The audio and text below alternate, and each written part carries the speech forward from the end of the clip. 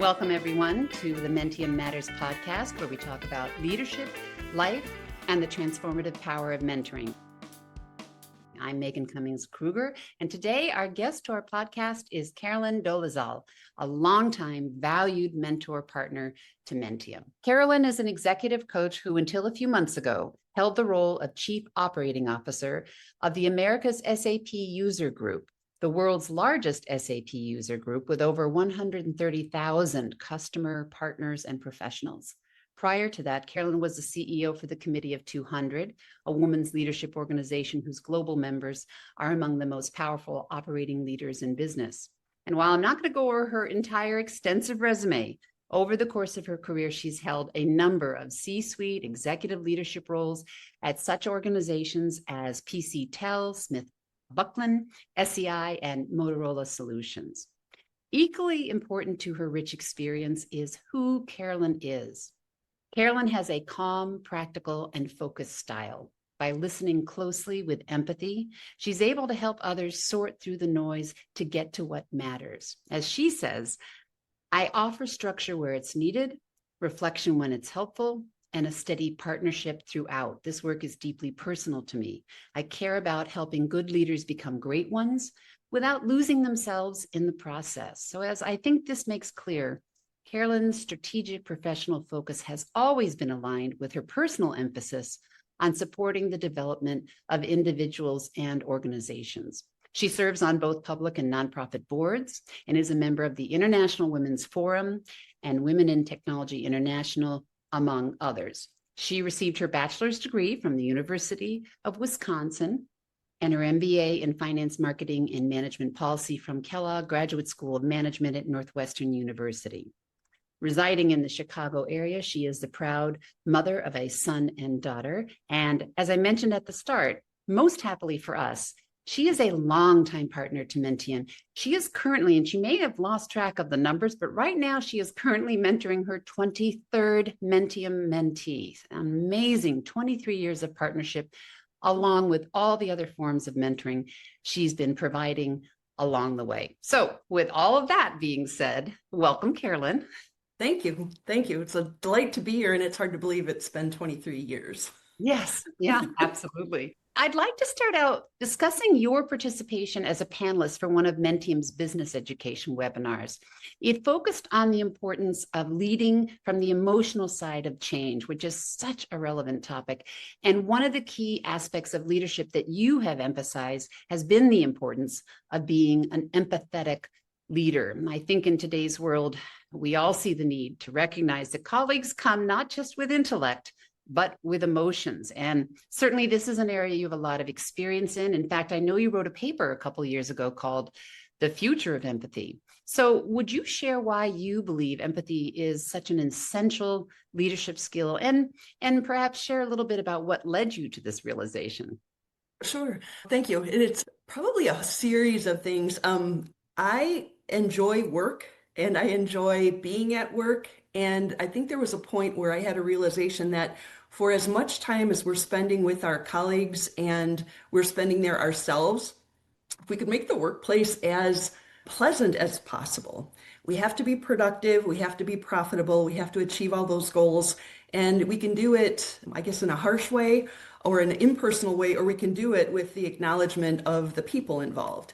And I think the reason I have thought empathy is important is because, I guess, other than it's a nice thing to do, which I never like to say that as a thing, it is a nice thing to do. And if we could be anything in the world, let's be kind.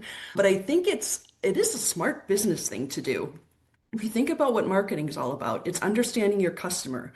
What do they want? What do they need? How can we be of service to them? So certainly if we're applying that to our business and our outgoing messaging and our outgoing interfaces, why don't we do that same thing internally? And there again, it's being a smart manager, smart leader. Who are the people that I'm working with? We call them sometimes human resources, but the people we are working with, what are their qualities? What are they bringing in today? How do we make best use of it? How do we accommodate if there are things that aren't going so well today? So to me, it just makes a lot of smart business sense. And if that's not enough, there are some statistics that suggest bosses see empathetic leaders as higher producing, higher performing, they tend to score better on their own performance reviews. I think there's a point in time where when did I realize this and start to understand the whole issue of humans in the workplace? We'd had this conversation, so I'll share this story. I was really early in my tenure as a manager. So I was taking my responsibilities very seriously. We had this major conversion we were doing with a huge client, and I had a manager reporting to me. And the manager was very social, very well liked by the team. But when we had to get some work done, seemed somehow kind of like confused or sort of lost the narrative thread often. And so we're going through the project, we're having our goal discussions, we're talking about the outcomes we need, we're talking about how are we performing to that, acknowledging what's going well, but understanding things aren't going so well in certain places. So fast forward, we get to the end of the performance period, and I am writing up a performance review, and I'm doing my absolute best to write a fair, logical, objective recap of what happened based on notes, based on the conversations, everything very by the book. And as part of the process, it would go to my manager for a review. So he had a chance to take a look at it, and he asked me to change the review, not edit this word or some minor tweaks. He asked me to change it fundamentally from here are some good things that happened, but we've got some big performance gaps, to saying that like everything is great. And I could not understand that. But here's what is happening, and here's what was going on. And so I offered, well, would you like to write the review? Certainly you can write the review and you can say whatever you want and sign it. I have a problem signing something I don't believe.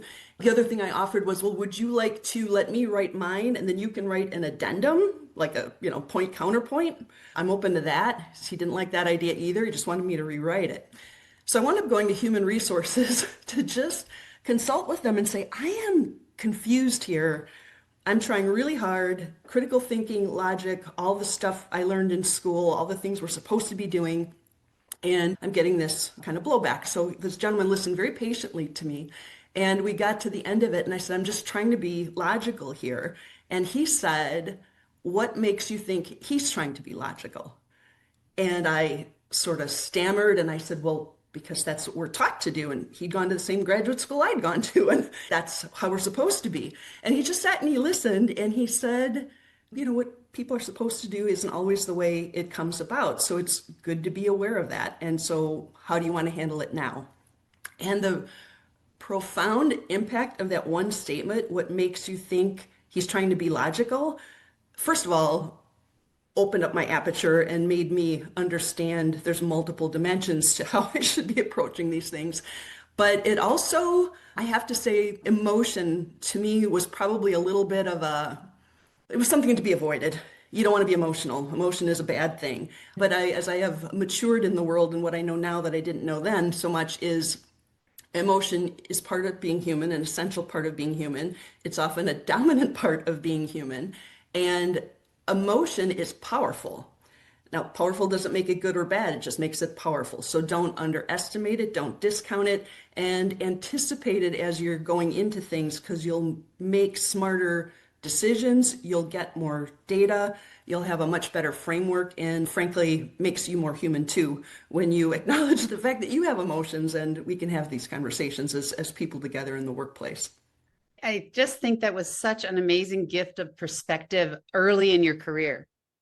I think all of us can think back to us in our 20s when we start to realize, not just perhaps what our emotions are, but also recognizing how much difference there can be in emotions, in processing, in agendas, and what a gift to be able to understand that. I hearken back, certainly it was prior to COVID. There was a guy, he was doing on camera a BBC interview, and all of a sudden the door burst open and in marches his 3-year-old, and followed quickly by the infant in the roving chair, and his wife on ground trying to grab them all and drag them out. And I remember when it first happened, we were all appalled and, the poor guy. And then COVID happened, and all of a sudden people started to watch cattails go across the screen and recognize the holistic nature of people, and that we're not just professionals in intellect, we're humans with emotions. And I think you were in the vanguard for really understanding all the win-win that comes from empathy, really. I think for a while I tried really hard to keep that like sort of perfectionist.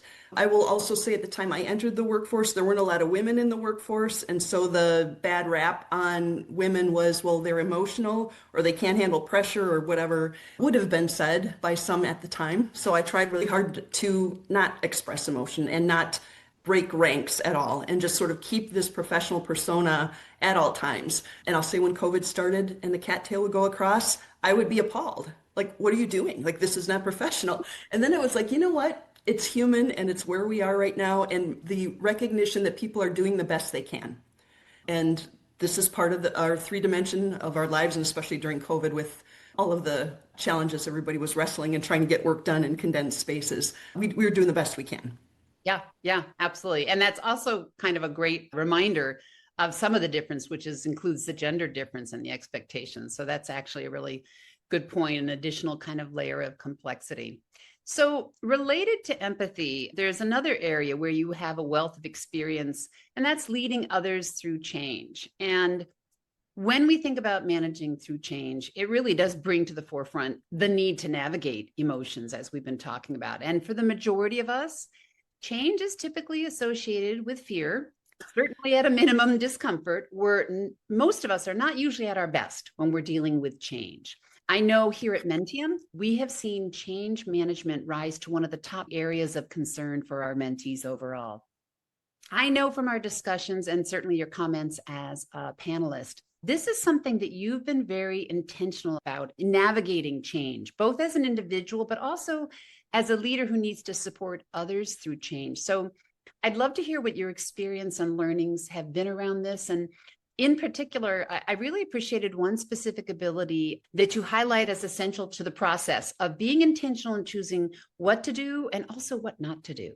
When approaching change, I think it's exactly as you said. It's not comfortable if we're not initiating it. It might even be uncomfortable if we're initiating it. But these days, it seems like there's so many forces and so much turbulence. It feels like we're out in a thunderstorm a lot of times. One of the things that I have found really helpful is a very simple mental model. I like mental models because they sort of help explain the world. It helps me understand the world a little bit better. And when in doubt, I can dust it off and kind of overlay it with what's happening and figure out where I might need to go next. So the really simple model is this. If you kind of think about your lower left corner, I have the current state, whatever it is that's happening now, good, bad, indifferent. And then off and to the right in the high clouds is the desired state, whatever it is we think we're going to do, wherever it is we think we want to go. And then there's a curved line in between called the bridge. And so you've got the desired state, you've got to have an end state or someplace you're moving to, and then there's got to be a way to get there. So some of the characteristics on the current state is nothing's ever perfect. And I've worked in situations, even when people have complained mightily about the current state, the notion of leaving it is scary. It's the devil they know, perhaps. They have a set of expertise. They have a status maybe within the current state. And there's a question of, well, what will happen in the next state, the new state, when we get to that? Not everybody's convinced they want to go there. Some folks jump because it's like, great, at least it's, it's not this. Let's try to get to that. But others need a little bit more convincing on the way. And discussion on the desired state is there's the why. How does this match with our objectives? How does this match with our culture? How does this match with what we're trying to bring into the world? And then what is that going to translate into? Because the why is a good high notion, but what exactly does that mean? And then how are we going to do that? And then even one more click down, and what is that going to mean for you, each of you as an individual? And without a sense of that, and it's not something that comes immediately, but without a strong sense of that and an ability to clearly, concisely, consistently communicate that, I think teams have a hard time moving. One situation that I had that could maybe illustrate some of that, and the constant communication and reevaluation and moving that needs to happen, because it's not a set it and forget it. It's the world keeps changing, and so you have to keep modifying as you go. I worked for an organization at one point in time that prided itself on being a tremendous service provider and a trusted business partner for our customers. They don't need to worry about a thing because we worry about it for them. We're great stewards and we'll take care of them. And as part of that, we had a particular proprietary software tool that we used, and we charged sort of a premium price for that, and it was customized to each client situation.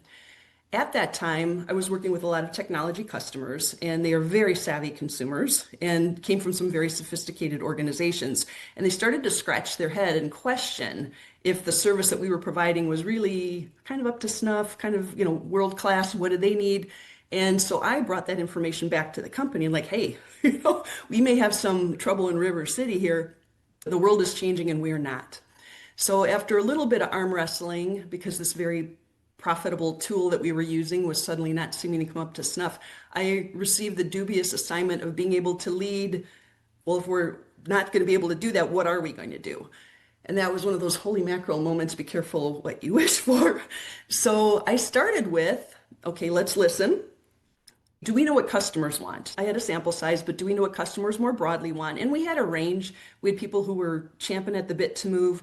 We had a lot of people who were okay, not happy, not sad, but like in the middle. And then we had a bunch who didn't even use what they currently had, so they were not in any big hurry to move.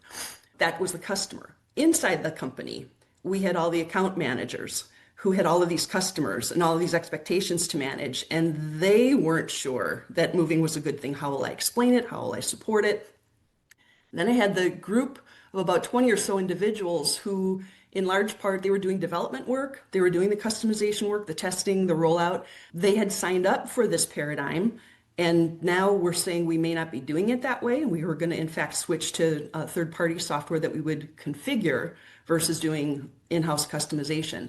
An enormous series of stakeholder expectations to try to manage. And if you have this group of customers, where do you even start? How do we get everybody to go? And then for me, when I say, okay, so we've got the current state, we have this desired state, we transition to this new thing. We will live happily ever after from a service delivery standpoint. It doesn't have the profit margin or the profit dollars that the old way did. And try explaining that to your boss. Why is that a good thing for the company? Except for like longer term, we will retain these customers and we'll be able to look them in the eye and say we have their best interest at heart. But I had 20 people that I had to say, guess what, kids, we're living here, we're going to go there. And oh, by the way, the job that you have now probably doesn't exist there. How do you explain that? So it was very deliberate to look at it and say, this is how we're going to select. This is where we're going to wind up. These are the steps we'll need. Here's how you can contribute or will contribute during. Here are the roles available at the end if you'd be interested in those. And here's how we'll help you get there. Some individuals were hardcore developers and I knew they didn't want to do that, but I needed them through the transition process because we still had to keep, until the last person left our old software, we would need the developers still helping. How do we make a soft landing for them in terms of a new job, perhaps outside the company, a retention bonus, whatever else we could do to kind of soften the landing. But that was a very complex array of stakeholders, an outcome that felt like it was the right place for us to get to, but it was going to be going through a whole bunch of steps, none of which would be easy. We'd be learning things along the way. Whatever brilliant plan we had would inevitably have to shift. And how would these individuals help? So choosing what to do and not to do, I was trying to be really careful about scope creep, because while you're fixing that, can you work on marketing? Like we're fixing this right now. Getting the people to kind of work with that. So it was sometimes uncomfortable because we thought this was going to work this way and it wasn't. So we have to modify.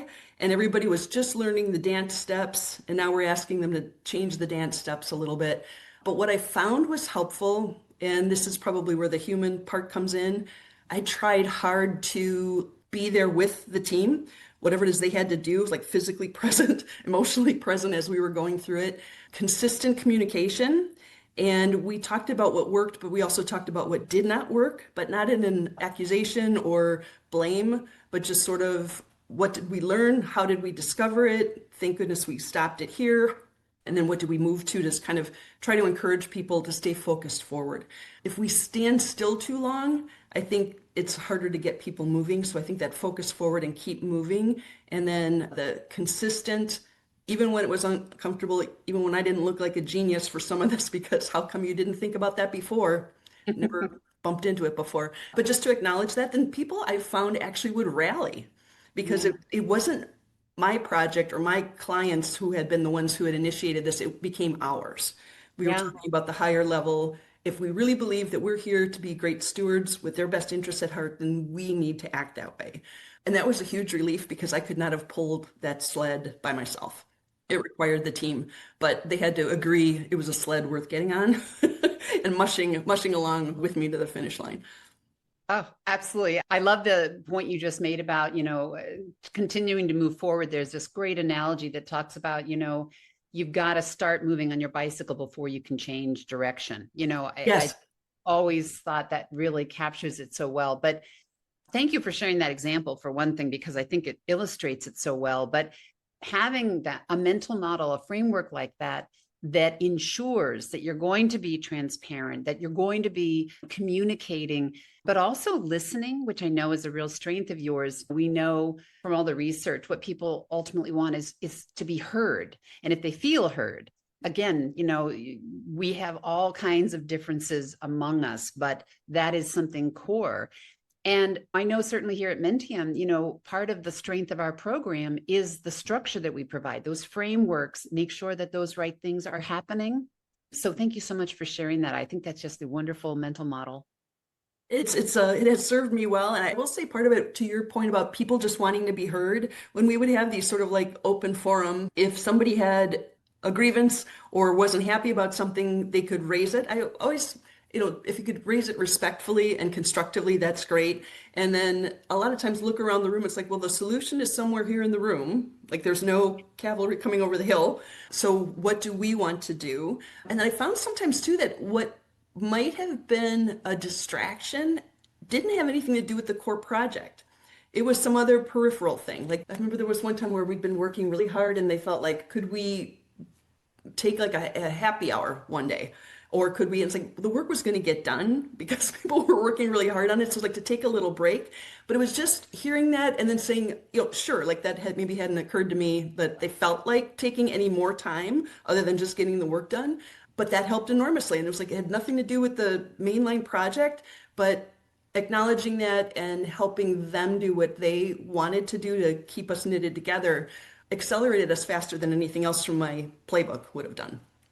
Yeah, absolutely. Well, and that dovetails nicely into my next question. Certainly much of the ability to be able to lead with empathy, manage through change, we've kind of referenced it several times now. It does come down to strong, clear communication, choosing to proactively be transparent and be intentional in how you navigate difficult conversations. And I would add, includes even having those difficult conversations in the first place. So clearly, you have a lot of rich experience because of the work you do. Would you share what you found as you've, initiated and led through challenging communication experiences? What have you found really essential in your communication toolbox? So one of the things that I have to learn and keep learning is I love puzzles. And so if I figure out a puzzle, once I have the answer, it's like, great, got it, I'm done, move on to the next thing. I have to appreciate the fact that not everybody is coming at it from the same angle or gets the same information at the same time or processes it the same way. So there is an element of any communication plan that involves repetition, and I guess I will say reinforcement versus redundancy, that I have to contemplate because it's like that telephone game, whatever the official word is, whether it's a presentation or an email or whatever, there's all kinds of conversation that happens in between. And people may remember things differently, recollections may differ. And as those conversations go, you have to kind of regroup. So I have found that one tool that I use that's really been very helpful again is I'm a big believer in grids. Who are the stakeholders? Who are the ones that I know of and who are the ones that kind of pop out at times? For instance, this last fairly substantial migration that I was talking about, I had an opportunity that I had not had before to talk to our board of directors about it. Now, I hadn't thought of them as a stakeholder when I was doing this. I was very outward focused and customer focused, but they would get bits and pieces. The customers knew them. If they got a whisper of this before they heard the official story, who knew what would be said? So who are the stakeholders? And then keep extra columns because there'll be more. And then what are the messages and milestones and then plan where do we acknowledge, okay, we are now through phase one. done and dusted. Now we're into phase two.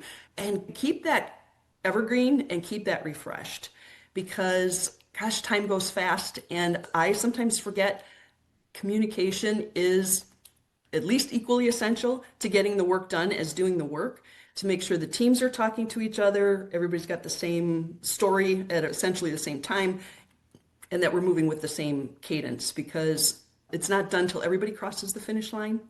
So clear, concise, consistent, and you have to revise it. And the fact that you get it, or you think you get it, doesn't mean you got it all. You have to keep listening.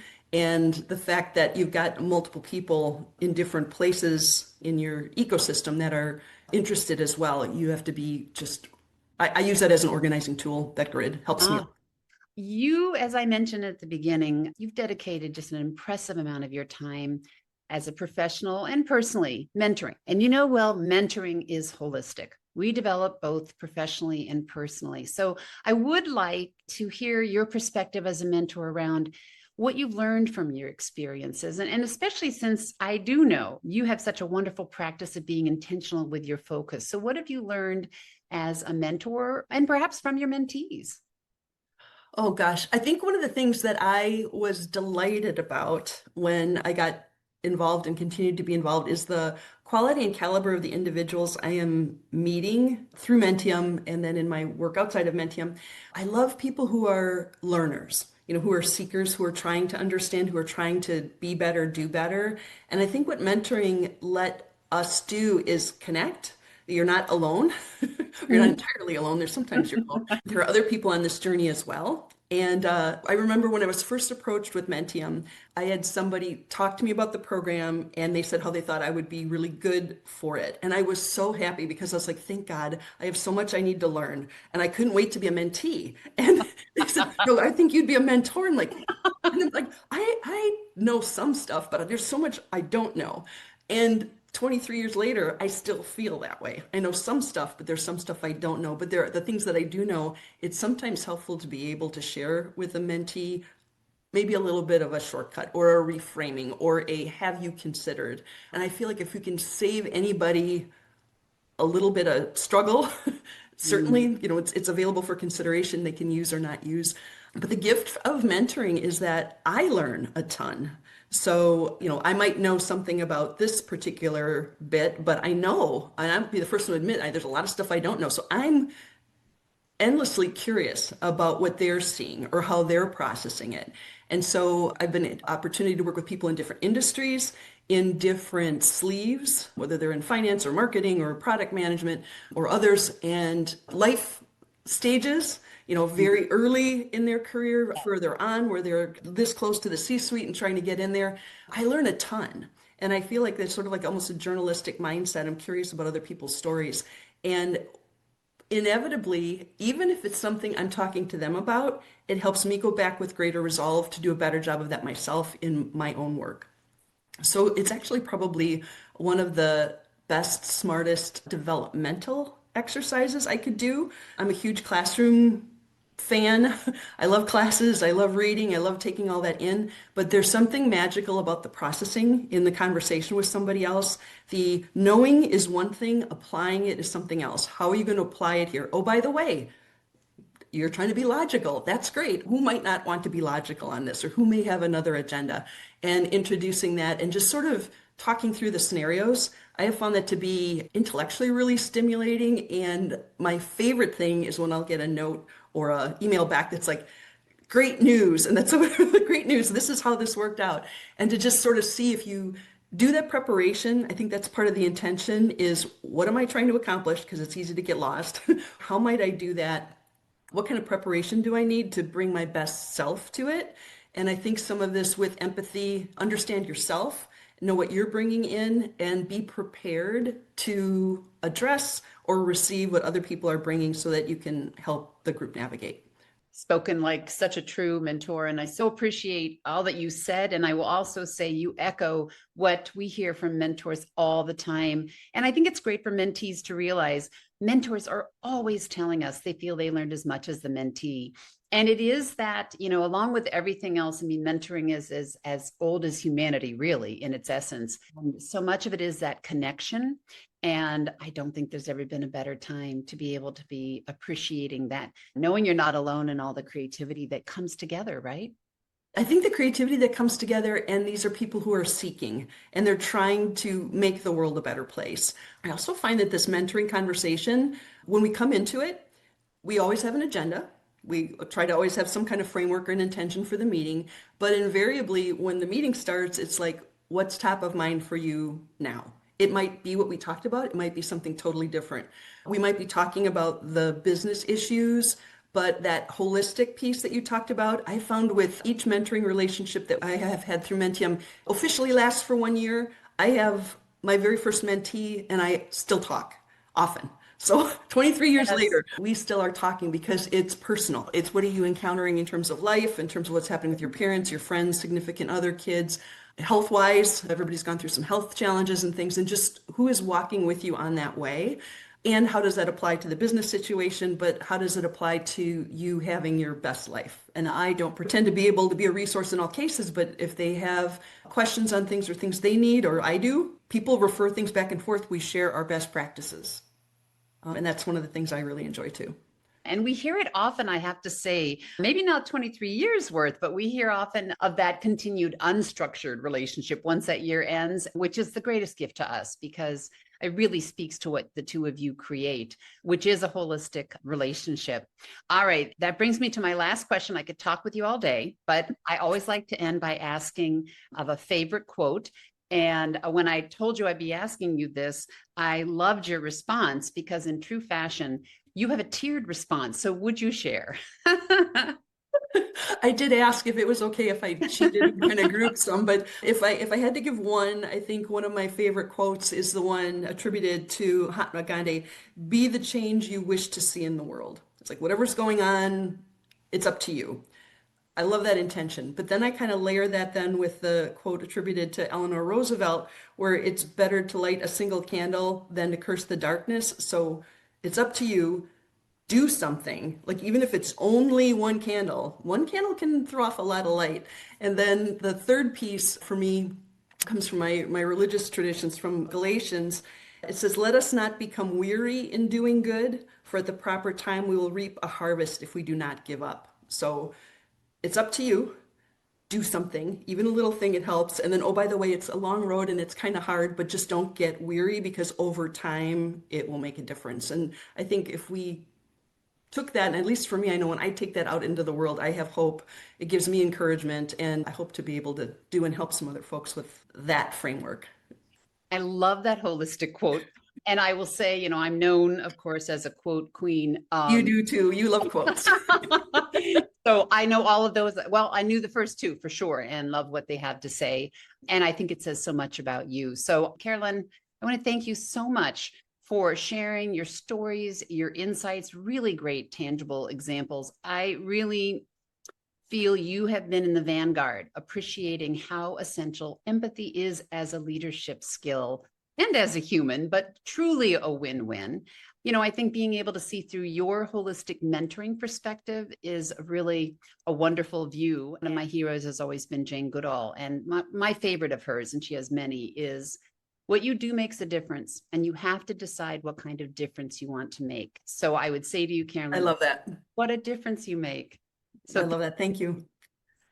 I also want to thank all of our listeners for joining this Menttium Matters podcast. If you enjoyed this episode, please feel free to share it with your friends and colleagues. And if you're interested in additional resources, you can find our show notes on the Menttium website. We look forward to having you join us for our next inspiring conversation. Thanks, everyone.